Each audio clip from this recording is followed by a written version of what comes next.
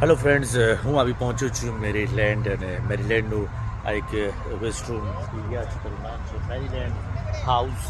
તો આ એ parking area હું આપણે બતાવી રહ્યો છું કે જ્યાં અસંખ્ય કાર તમને જોવા મળી રહી છે.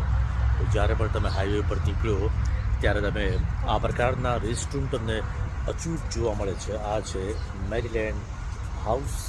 હવે જઈશું કે અંદરથી આ રેસ્ટરૂમ એરિયા કેવો છે. તો હું આવી પહોંચ્યો છું એ રેસ્ટરૂમ એરિયામાં અને આ અલગ અલગ સ્ટોર્સ છે.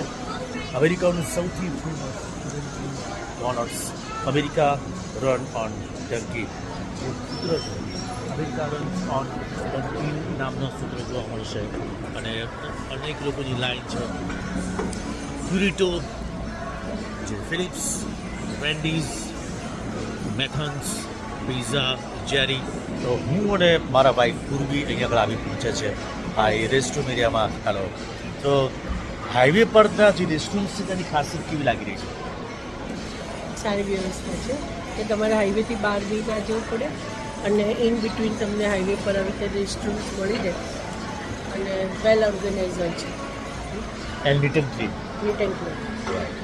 તો સ્વચ્છતા એ મારો મુખ્ય હંમેશા જે મેઇન સબ્જેક્ટ રહ્યો છે કે સ્વચ્છ હોવું જોઈએ.